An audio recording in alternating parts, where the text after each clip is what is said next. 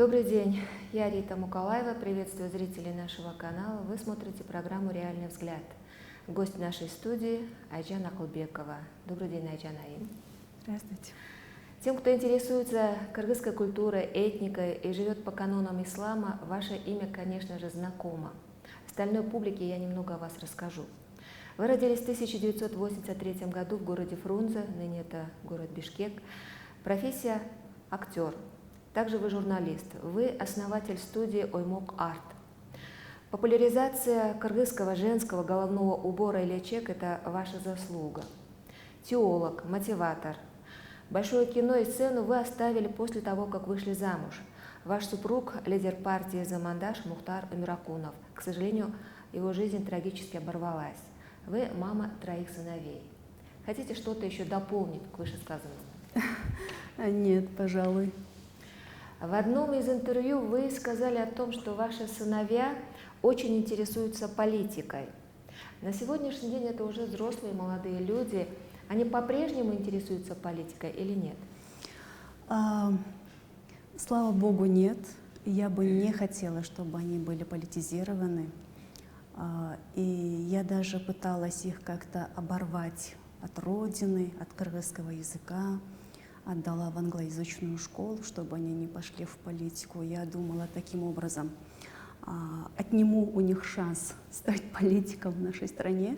Видимо, на тот момент у меня был страх, какая-то паника. Но позже, конечно, я успокоилась, пожалела о своем решении, потому что язык, конечно, в таком виде, каком он должен быть у кыргызского джигита, он не вернулся, к великому сожалению.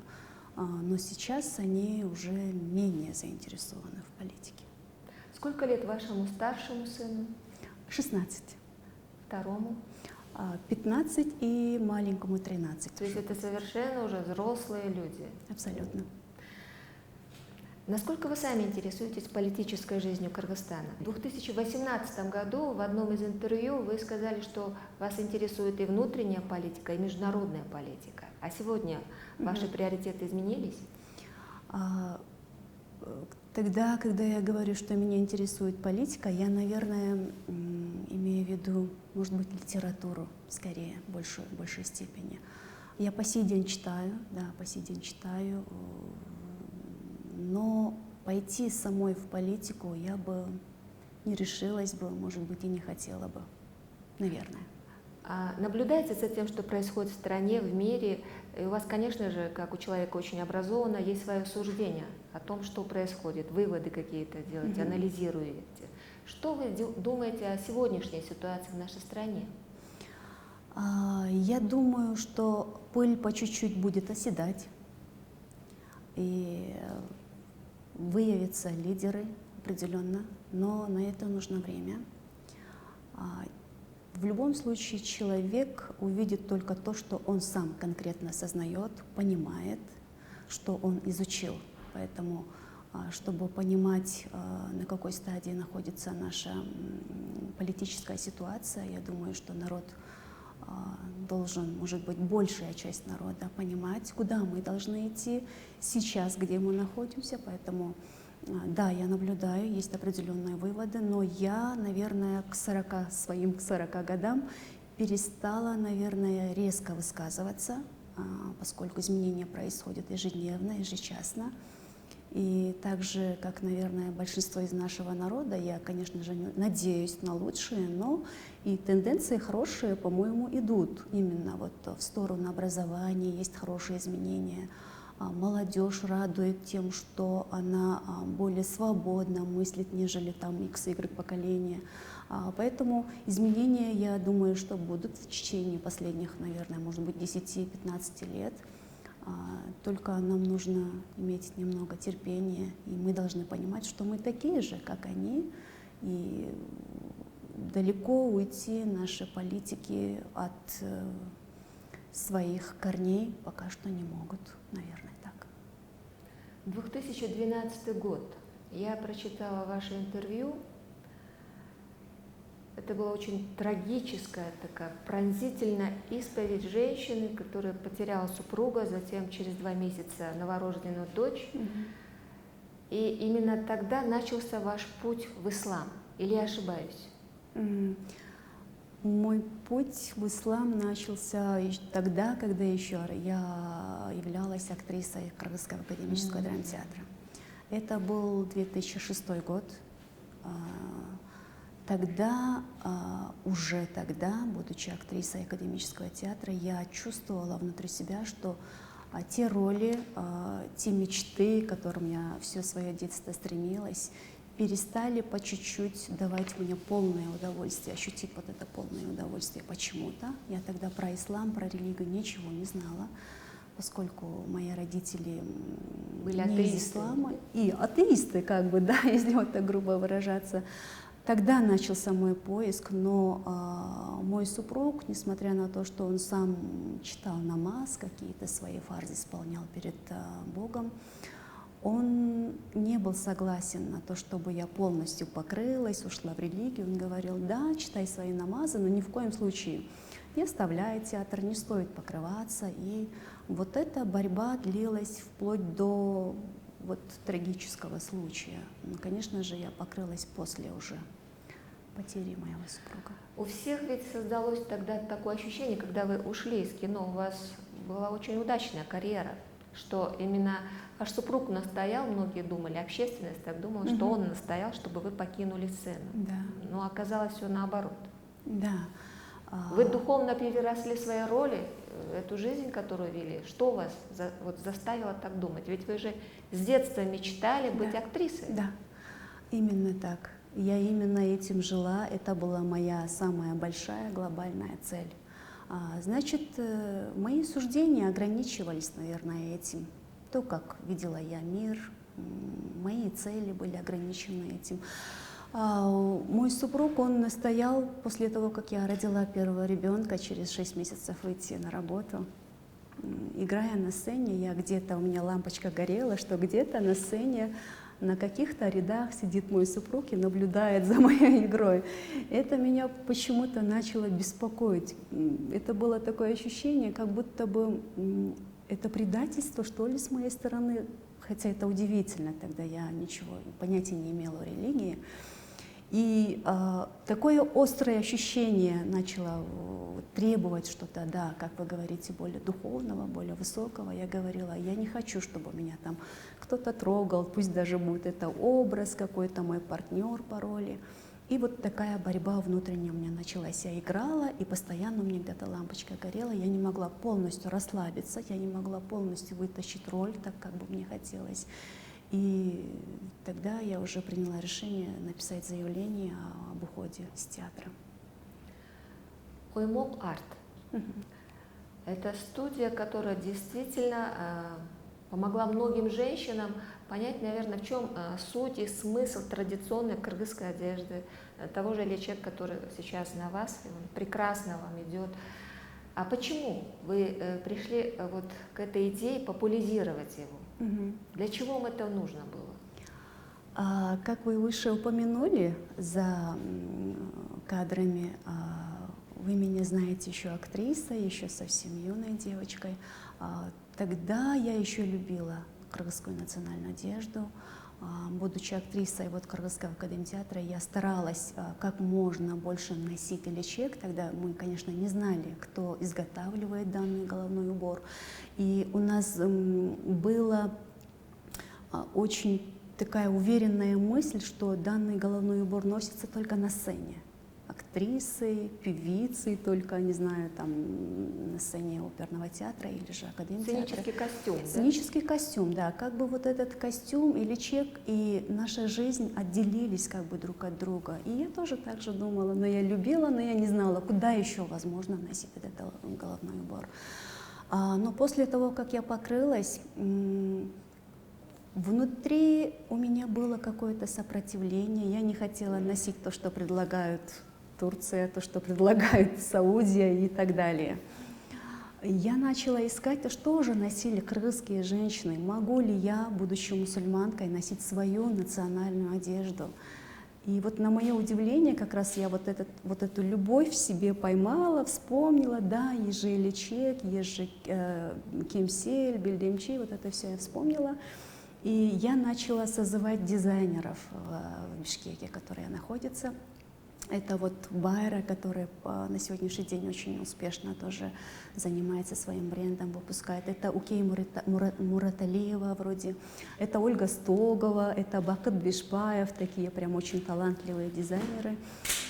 И я копила деньги и из личных расходов оплачивала им расходы коллекции, которые они выпускали. И мы начали организовывать показы закрытой одежды.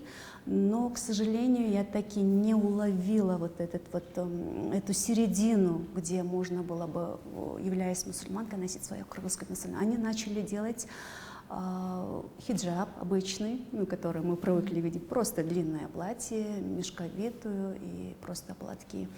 И тогда я поняла, значит, так, как я люблю, так, как я отношусь, это где-то должно быть, наверное, в сердце, глубоко, в мыслях, не знаю. Это не просто там нарисовать красивое сочетание одежды, стиля, цветов. И тогда я приняла решение, да, давайте я буду просто создавать одежду из истории, хотя я не являюсь дизайнером, мне ничего не нужно будет придумывать. Я буду брать основу платьев, кемпергойнойк у нас называется, основу ячейка, основу кемсиля, но, может быть, чуть-чуть придавать простоты, может быть, чуть-чуть изменять цвет, чтобы это было носимо сегодня, было практично. То есть в ногу со временем. В ногу со временем, да. И я убрала из кемсили, возможно, какие-то лишние орнаменты, лишние расцветки, может быть, такие красные, яркие, сочные. Из ячейков убрала прямо вот эти громоздкие украшения, серебро, и он практически стал носимым таким ежедневным головным убором. Сегодня, в наши дни, уже никого не удивишь. Если на улице встретишь женщину в ячейке или на той, кто-то одевает ячейк, или на каких-то мероприятиях, к этому стали совершенно относиться уже спокойно. Так Да. и должно быть. Да. Это плоды вашего труда. Вы довольны этим результатом? Вы этого ждали или что-то еще вы хотите? Я этого ждала, но, знаете, я говорила, может быть, в Кыргызстане стоит какой-то фестиваль проводить, как в Бразилии, допустим, есть же какие-то фестивали, где они прям карнавалы, да, карнавалы, точнее, да. Вот такого рода, чтобы туристы знали, да, в этот день, в этом месяце в Кыргызстане, там, не знаю, в течение недели все будут в ячейках, в своих, не знаю, шукулев, колпаков, вот что-то такое масштабное, ну, это, конечно, где-то в фантазиях, но да, то, к чему я стремилась, это было именно, чтобы женщина носила ячейк каждый день. Просто она захотела, сегодня она решила пойти в черном платье, а завтра она пойдет в ячейк. Это чтобы вошел в ежедневный наш гардероб. Я думаю, что мы этого частично добились. Вы мотиватор. Вообще, я прочитала очень много ваших интервью. И первая мотивация, наверное, вами была дана вашим сыновьям. В одном из интервью вы сказали: я абсолютно практически не слежу за их учебой. Они сами занимаются, но при этом они учатся довольно-таки успешно и хорошо. Мотивация, видимо, была ваша фраза: если вы будете хорошо учиться, то я буду меньше платить за вашу учебу денег. Да. Это на них очень подействовало, да? Да. По сей день, потому что, да, для меня, как матери-одиночки, это ощутимая сумма, а я вкладываю все, что у нас есть именно в образование, я считаю это правильным, в свое, в детей. Поэтому, когда они у меня, будучи маленькими, по-моему, это был 3-4 классы, они спросили у меня: мама, как тебе помочь? Я им сказала: если вы будете хорошо учиться, нам придется меньше платить, почти вдвое меньше, чем обычно запрашивают с нас школы. Они сказали: ок, и все, по сей день я у них изредка спрашиваю, поскольку они вырастают, вот этот момент наступил, когда подростковый возраст, у них свое мнение закрепляется. Но я также стараюсь очень вплотную не подходить к их жизни, давать максимальную свободу, и изредка напоминаю: вы помните, да, что учеба стоит очень немалых денег, и как бы мне будет сложнее, если вы упустите какие-то моменты. Они по сей день также. Ваша финансовая независимость из чего состоит? Из каких источников? 3 сыновей, учеба в частной школе — это очень сложно в наше время. Да, по-моему, ни для кого не секрет, что этих денег заработал их отец. Я могу сама, конечно, себя прокормить, обеспечить себя полностью, но детей, да, будет сложно. Но даже если у тебя есть готовые деньги, я думаю, что на сегодняшний день использовать их целенаправленно, правильно, это тоже, если это не пафосно, искусство. Поэтому мы стараемся распределять то, что осталось от их отца, разумно и инвестировать правильно. Кыргызстан демократическая страна. У нас более 75% это мусульмане. Есть буддисты, православные, кто-то проповедует иудаизм. Когда я вот гуляю по Бишкеку, ну и вообще по Кыргызстану, я вижу, что у нас люди одеваются совершенно по-разному. Кто-то выбирает хиджаб, кто-то выбирает более светскую одежду. Для меня лично это гордость, что наша страна толерантна. А вы какие мысли испытываете, вот, когда видите совершенно разно одетую публику? Те годы, когда только я покрылась, это был 2011 год, я все время выходила и считала, сколько я сегодня увижу девочек или женщин в платках. Я думала, я одна, потерянная, не знаю, меня никто не воспринимает. Ну, какие-то вот такие страхи были. И, наверное, исходя из своего страха, или я не знаю из чего, сейчас мне сложно это сказать, вспомнить, я их считала и говорила все время. Я сегодня увидела 15, 20, 30, а потом я перестала их считать, потому что их стало очень много. Потом я успокоилась, потом я перестала оправдываться. Это мое решение, мне так комфортно, я считаю это правильным. И да, действительно, свобода выбора есть у всех. Вот сам Господь, Бог дает свободу выбора, и никакой человек никого не имеет права ограничивать. Единственное, что я думаю, смотря на женщин, одевающих по-разному, ни в коем случае я не осуждаю тех, кто еще не в платке, потому что я вот буквально в недалеком прошлом сама была такая, поскольку не имела информацию вообще о религии.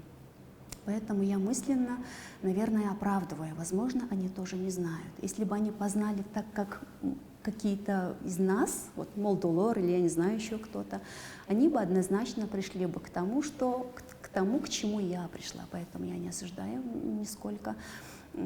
Есть другая сторона, когда я вижу своих сестер, которые в платках, в хиджабе, я все время мысленно поправляю: а давайте вот белый платок, давайте бельдемчи, давайте личек. Вот это у меня автоматом срабатывает.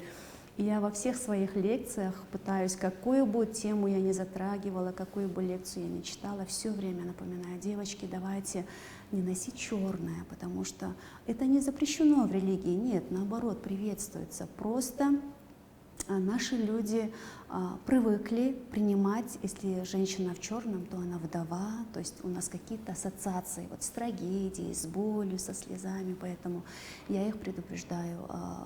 Можно, будучи мусульманкой, носить и белый платок, носите наше белое платье. Вот у меня скорее, наверное, к своим вот исправлениям мысли. Сейчас я хочу вас спросить о теме ваших публичных выступлений. Я просмотрела одно ваше выступление. Вашими зрителями были довольно молодые люди, 15, 16, 17 лет, молодая аудитория. И тема была такая, как стать счастливым. Это очень, на первый взгляд, это кажется очень просто. И вы пытались объяснить, донести до них, что человек прежде всего должен уметь думать и размышлять. Да. Скажите, пожалуйста, вот нынешнее поколение действительно, вы же общаетесь с ними, ваша аудитория позволяет делать какие-то выводы. Склонны ли они к размышлению? Моя аудитория минимум студентки, по-моему, это 20-летние. Ну, значит, 20-летние были да. в зрительном зале. Ну, да. Было понятно, что это молодая аудитория. Молодая аудитория, но ко мне сейчас на уроки ходят и бабушки, поэтому это не всегда молодая аудитория. Да, потому что у меня есть дети-подростки, я вижу их друзей, я довольно-таки тесно, наверное, общаюсь, даже если я так вплотную не подхожу, не занимаюсь прям тотальным контролем, я вижу, о чем они думают, как они масштабно думают, поэтому, да, это очень важно. Натолкнуть их на мысль, что они абсолютно свободны, они должны быть думающими, они не должны принимать решения, потому что им сказал родитель или еще кто-то. Но подчиняться закону, не подчиняться, это, конечно, совсем другой разговор, но когда они принимают решения касаемо их жизни, они должны думать. Поэтому я хочу вот именно хотя бы в студенческие годы, чтобы они именно думали, что у них есть свобода. Если они хотят чего-то достигнуть, они должны размышлять и анализировать. Я не хочу, чтобы молодежь, наверное, была в рабском каком-то положении. Вот им указали, и они пошли это выполнять. Вот этого я бы не хотела нашей молодежи. Наверное, исходя из этого. То есть вы пытаетесь научить думать их? Думать, свобода мыслить, не бояться, мыслить масштабно, иметь свое мнение. Можно же ведь даже родителю адекватно, не знаю, в рамках этикета донести, что «мам, у меня есть свои желания, свои интересы, у тебя есть свои способности, у меня свои». Я, например, не пытаюсь из своего ребенка сделать артиста или журналиста или теолога, потому что это профессия, которую я выбрала. Возможно, у меня есть какие-то способности или нет, я не знаю. Но, наверное, моя роль как родителя, как лектора, не знаю, заключается в том, чтобы раскрыть, наверное, эту личность, чтобы у него не обязательно должна быть схожая мысль со мной или с моей позицией. Пусть этот человек, находясь рядом со мной, научится думать, размышлять и принимать самостоятельные решения. Ваши лекции помогают иногда, ну, чаще всего девушкам найти ответы на какие-то свои вопросы. Они задают вам вопросы. И у меня следующий вопрос. Ислам и психология. Насколько это совместимо? Это очень сложный вопрос. На сегодняшний день люди, которые имеют внушительное знание именно в исламе, они говорят, что надо быть очень осторожной, говоря о психологии, потому что не все психологические, как они говорят, аффирмации правильные в нашем религии. Наша религия делится на вероубеждение, акида, фикх. Вот самое основное акида, вероубеждение, иногда противоречит тому, что говорят наши психологи, даже если они в платках. Почему? Потому что они обучаются в наших вузах, а в наших вузах они не дают основу религии, где есть истина, а где просто человеческое видение по Юнгу, там, по Фрейду. Поэтому здесь надо быть очень осторожной. И я бы не советовала тому человеку, который не изучил как следует свою религию, вторгаться на территорию психологии. Это очень опасно. Сейчас очень популярна эзотерическая литература. Ее масса в интернете, на прилавках. Вы, скорее всего, конечно же, знакомы с ней. Для того, чтобы что-то, о чем-то судить, нужно прежде всего это изучить. Ваше мнение об этом? Ведь не секрет, что очень часто люди в сложной ситуации обращаются к этой литературе и находят ответы на свои вопросы. Что вы об этом думаете? Надо пойти дальше, поглубже. На каких основаниях они взяли данные, не знаю, скажем, опять же, аффирмации, на чем они основываются, кем эти люди были и как они закончили в своей жизни. Читать книгу я советую все-таки после того, как человек получил знания акиды. Я всегда говорю на всех своих лекциях. Почему? Потому что быстрый результат, быстрое успокоение, быстрый успех — это чревато каких-то последствий очень тяжелых. Поэтому я не советую искать ответы на свои вопросы в таких книгах, на которых пытаются просто заработать, грубо говоря. Человек должен серьезно относиться к своей жизни, поскольку вот эта жизнь, она же пройдет очень быстро.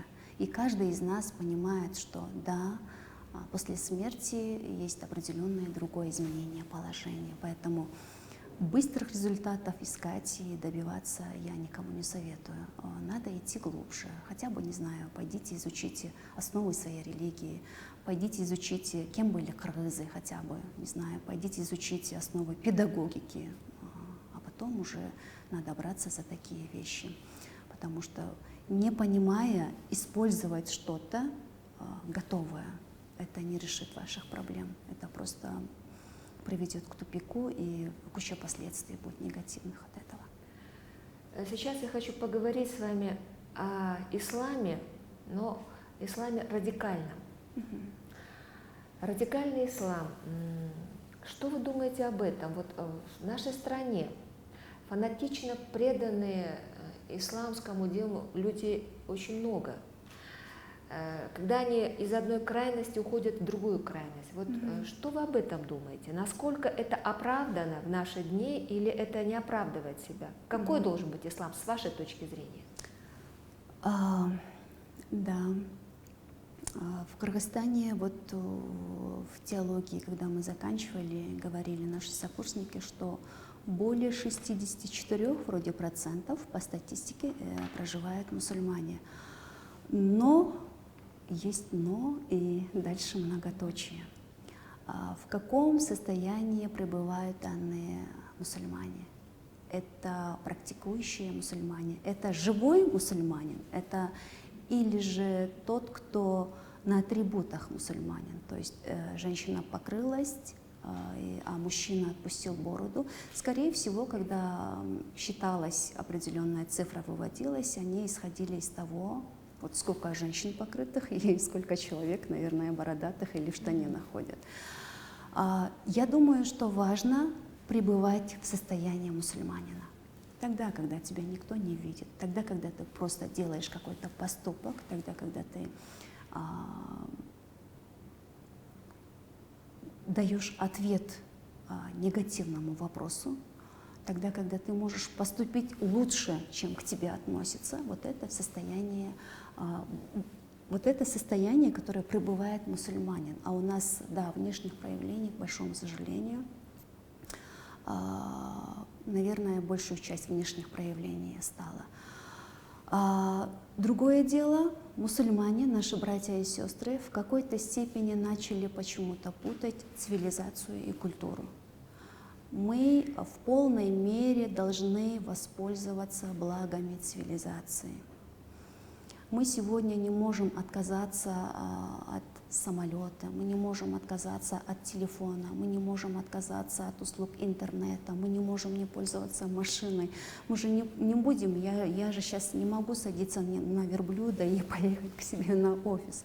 То есть мы должны четко понимать, наш пророк, алейхиссаляту вассалям, говорил, придерживайтесь золотой середины. Вот это очень важно понимать. Сегодня каждый мусульманин должен получить образование светское. Сегодня каждый мусульманин должен получить образование религиозное.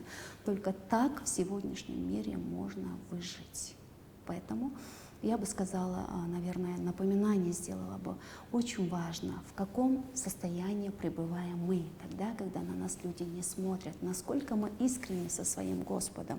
Внешнее проявление — это минутное дело. Вы сейчас пойдете, покроетесь и А что дальше? Ничего не изменится. Прежде всего, вы должны построить свой внутренний мир, чтобы оно соответствовало исламу.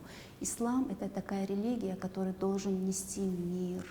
Ислам — это такая религия, которая должен нести образование, сочувствие, свободу. Ислам должен ценить свободу выбора. Ислам не должен навязывать свою точку зрения. Если мы придем к такому чистому, реальному исламу, то нам будет проще работать, думаю. Хочу вернуться к вашей профессии первой. Актриса, актер. Актер — это такая профессия, которая прежде всего должна вызвать в зрителе бурю эмоций. Да. То есть, а затем он должен уже прийти к размышлению. То есть, если актер действительно профессионал, то человек иногда после какого-то просмотра фильма, он иногда может кардинально изменить свою жизнь. Скажите, пожалуйста, ведь Оймок Арт, вы выбираете модели для того, чтобы они участвовали в показах, то есть подиум — это ведь тоже какая-то сцена своеобразная. В этом есть доля актерства, то есть вы используете, когда читаете лекции, те навыки, которые когда-то приобрели участие на актрису. Да. Действительно, когда актер талантлив, когда он доводит до апогея свой образ, да, должен произойти катарсис, да, это верно. Безусловно, использую. Я всегда думала, почему я сначала стала актрисой, а потом молдо, да, я так все время смеюсь, шучу. Оказывается, ну, Бог так ведет, сначала подготавливает тебя к чему-то, а потом уже показывает то, к чему ты должен прийти. Использую, безусловно. Более того, я замечаю замечательных мужчин и женщин, наших устазов, которые имеют просто глубокие, ярчайшие знания религиозные, но не могут донести свою мысль, свое знание до народа.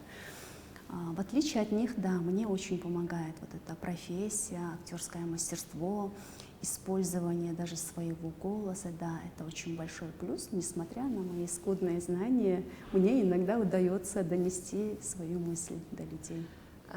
Потому что, просматривая в Ютубе ваше выступление, почему-то я вспомнила Чуагаджи. Мне посчастливилось пообщаться с этим человеком, и он сказал, я выбрал вот такой путь, то есть через юмор донести до людей мысль о Боге, об Аллахе. Так как он все это преподносил, мне кажется, больше никто никогда не сможет повторить. Да. У меня вот такая ассоциация возникла, когда я просматривала вас. Где-то вы очень серьезны, очень суровы, где-то вы можете пошутить, то есть этот метод используется. Да. И он приносит свои плоды? Огромное, огромное. Когда ты расслабляешь людей, слушателей, которые к тебе пришли, ты говоришь, я такая же, как вы, я знаю матершинные слова, я знаю, как оскорбить человека.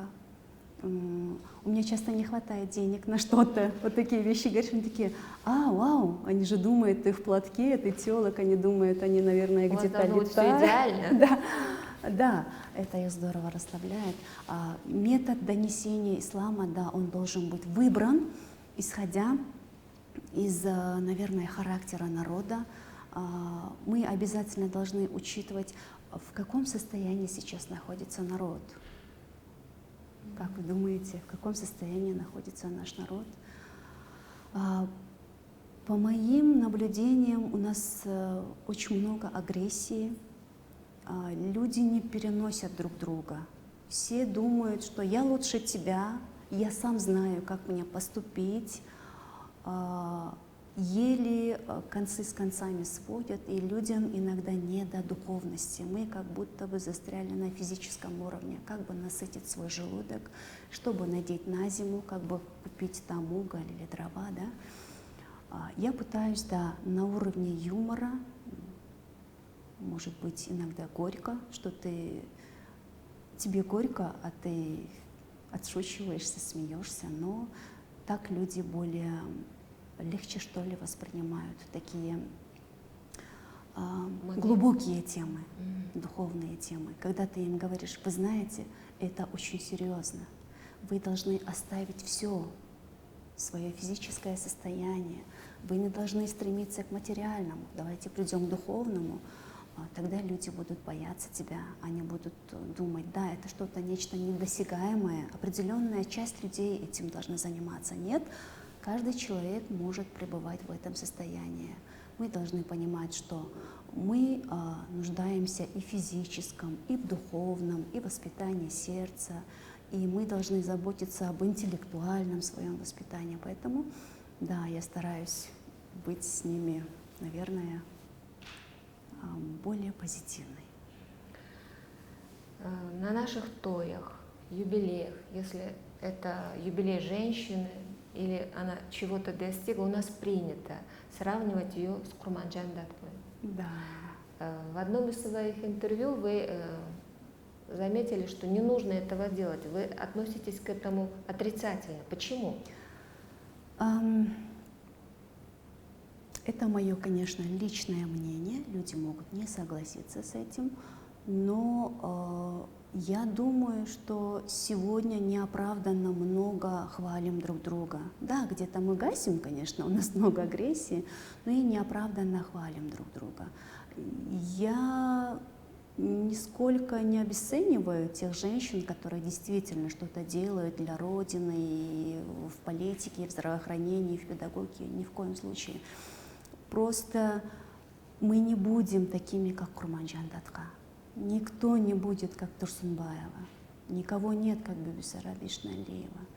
И на сегодняшний день нет такой духовно развитой, находящейся где-то на грани духовного, не знаю, подъема, которые пожертвуют действительно своим сыном ради своей Родины, ради своего народа. Это я искренне так считаю. Даже среди тех, наверное, кто практикует религию многие годы, среди тех, которые имеют глубокие религиозные знания, я, наверное, не побоюсь сказать, нет таких женщин, которые готовы на такие жертвы, как она. Поэтому я, наоборот, не хотела бы, чтобы обесценивали ее жертву. Я бы не хотела, чтобы обесценивали ее этот поступок. Она была такая одна. Я такая одна, вы такая одна. Никто никого не может повторить. Давайте просто будем на своих местах и будем делать то, на что мы способны, исходя из своего, не знаю, религиозного состояния, находясь, не знаю, на какой-то ступени своего знания. Давайте, зачем сравнивать себя, искусственно завышать себе цену? Свою самооценку. Конечно, зачем? В этом есть доля истины, я с вами согласна.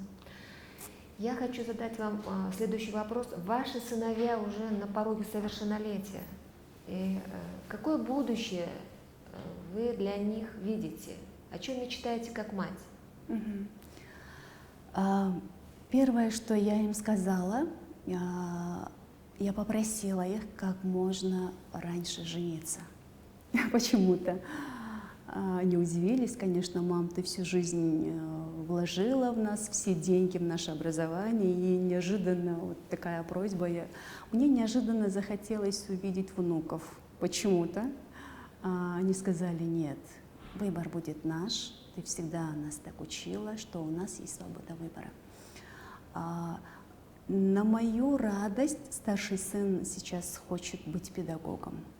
Мне это очень нравится, я очень рада, что он самостоятельно пришел к этому сам, поскольку я где-то подсказывала, вот у тебя есть способности на это, ты можешь рассмотреть вот эти варианты, но они приняли решение самостоятельно, кто куда пойдет. Это удивительный выбор в наше время, чтобы мальчик, юноша решил стать педагогом, потому что наши педагогические институты, они переполнены девушками. Это просто удивительно. Да.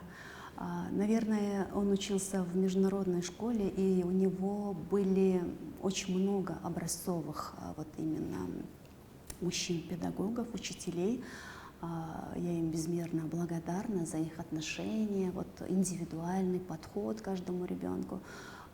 Я действительно горжусь то, что он сейчас такой выбор сделал, и сейчас он уже хочет работать, заниматься младшим классом, помогать им с домашним заданием, чтобы у него уже была практика к первому курсу.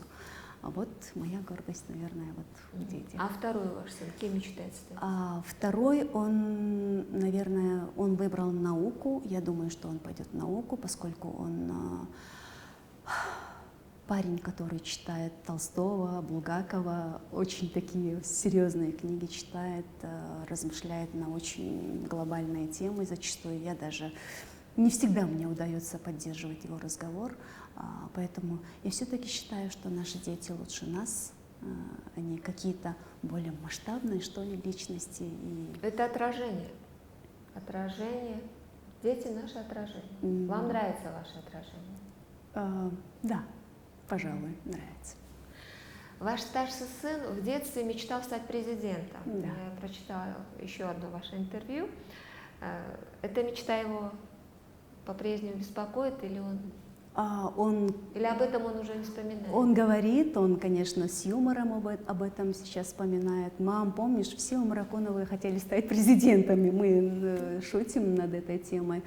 Но что меня еще радует, мы планируем, наши дети же учатся в международной школе, он сейчас выбирает страну, куда уехать. Я говорю, выбери страну прежде всего, тебе должно быть там жить комфортно, поскольку это годы твоей жизни, он все-таки будет свою жизнь там проживать, не только образование. Он говорит, мама, я обязательно вернусь в Кыргызстан, я обязательно вернусь в Кыргызстан. И вот этого я тоже не требовала. Видимо, вот это наша работа, иногда слезы, которые наворачивались на моих глазах, я говорила, ну почему вот относятся так к нашим национальным достояниям, ну почему смеются над женщинами, которые носят личико, были такие времена, говорили, вы что, артисты что ли, посмеивались, и было обидно, это доходило до слез иногда. Дети выросли вот на такой картине, когда я прям тащила все на себе, относилась к личику как не знаю, к ценности, как будто это последняя, не знаю, и вещь, которую нужно сохранить. Вот они даже где-то картины видят, там сейчас же у нас рисуют там на стенах, граффити и все такое. Они говорят, мама, это ты? Это твои женщины? Кого бы они не видели в личиках? И я очень рада, потому что одна из моих мечт была именно об этом, чтобы наши дети запомнили нас в личиках или в белых платках, чтобы образ такой запомнился. Я думаю, что когда я пройду из этой жизни, дай Бог, что мои дети запомнят именно меня такое. Поэтому я думаю, что где-то вот это повлияло, что на Родину нужно работать, Родину нужно любить, ее нужно оберегать, как я вот оберегаю личик, как я отношусь, как я ее несу просто, как я ее снимаю, вот это они наблюдают. И когда они касаются к личику, я вот эту осторожность вижу. Они несут ее так, будто, не знаю, хрусталь какой-то несут. Мама, ты в личике пойдешь пронести, унести. И вот последние годы я вот это заметила. Мама, я вернусь в эту страну. Мама, я буду здесь преподавать. Мама, я здесь буду учить. И это меня радует. Ваши дети воспитаны по исламским канонам, да? Да, основа, конечно, ислам. В другой стране, насколько сложно ему будет оставаться, вашему сыну, действительно мусульманином, как вы думаете? Не столкнется ли он с какими-то трудностями в этом отношении? Однозначно будут трудности, они должны быть. Я не говорю им никогда, не говорила, избегайте трудностей. Они должны быть готовы к трудностям. Они с ранних лет зарабатывают сами, самостоятельно, даже если это будет домашняя работа. Я никогда им не позволяла брать деньги у женщины, то есть у меня просто так. Они не могут подойти ко мне и спросить, мама, мне на это деньги нужны. Они с трудом, с потом на лице должны заработать деньги. И они это понимают, да, и я тоже понимаю. Но у них фундамент, я думаю, что достаточно сильный. Хотя бы они найдут способ прочитать свои пятикратные намазы, они найдут способ, не знаю, соблюдать пост месяца Рамадан, и я думаю, что они найдут способ съесть что-нибудь дозволенное. Хотя бы в этом плане, я думаю, что они справятся. У меня есть одна знакомая, к сожалению, ее супруг, тоже довольно-таки известный, публичный человек, ушел в очень ранней жизни. И однажды в беседе она сказала, что я ему очень часто пишу письма. И когда я спросила, что дальше ты с этими письмами делаешь, она говорит, я иду на почтамп и отправляю на свой адрес. Для чего это? Когда эти письма возвращаются, у меня такое ощущение, что он их прочитал, и мне становится легче. И так она жила в течение 3 лет, после того, как ушел ее супруг. Я не знаю, я эту тему больше не затрагивала. И вот если... Вы же, конечно же, мысленно общаетесь с вашим супругом, да? И мне кажется, что если он сейчас это все видит, ощущает, он, наверное, очень рад, что у него оказалась такая... Из этой хрупкой девушки получилась такая сильная женщина. Да, эта тема довольно-таки не совсем точная. Может быть, они и нас видят, может быть, они что-то чувствуют. Да, вы абсолютно правы. В течение...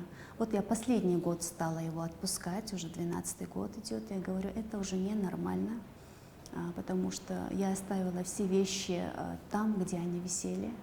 все вещи на своих местах, когда он уходил 11 лет назад. В этом году я уже приняла решение, еще не убрала, но убрать их.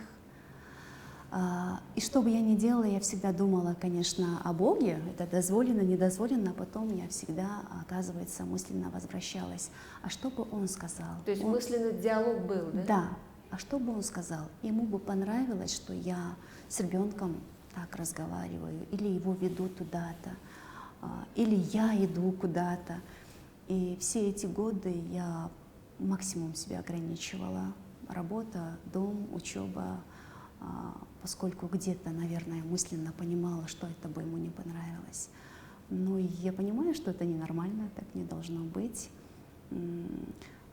Верности хранить, да, это вещь, конечно, ценная, но когда человек мертв и он не вернется, и когда ты это осознаешь, ты понимаешь, с болью надо отпускать. С болью То есть вам отпускать. потребовался такой огромный отрезок времени для того, чтобы Огромный. это понять? Это целый этап моей жизни, это 11 лет. Да, такое время потребовалось. Оглядываясь назад, вот, когда ваша жизнь началась уже без супруга, безусловно, были, конечно же, моменты, когда вам было очень трудно.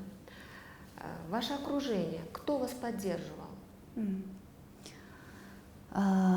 Прежде всего, конечно, я мысленно всегда молилась, а потом рядом со мной всегда была моя мама и его мама, его братья. Вот за что я им безмерно благодарна.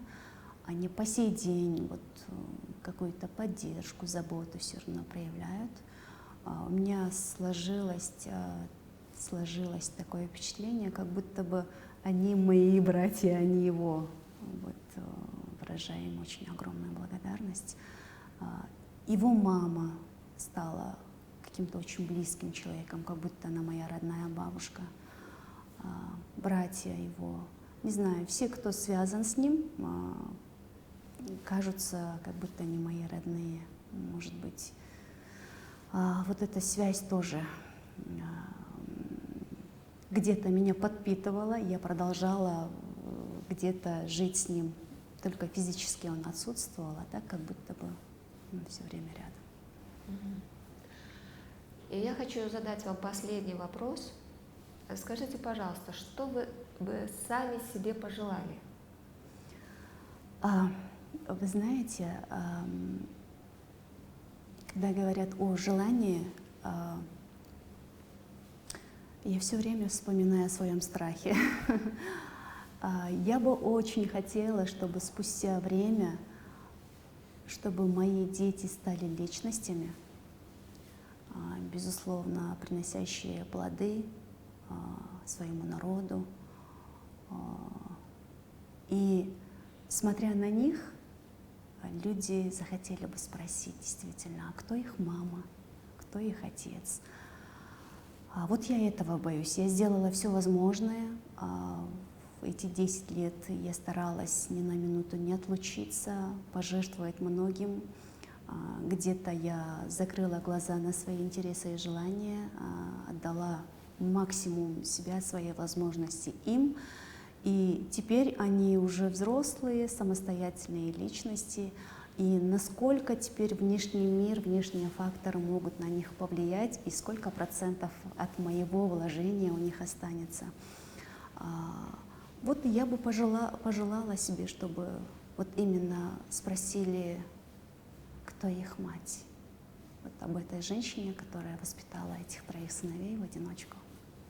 Вот Я вам желаю, чтобы это желание ваше исполнилось. Спасибо. Также я вам желаю здоровья и надеюсь, что это наша не последняя встреча. Спасибо. Спасибо вам. На этом все.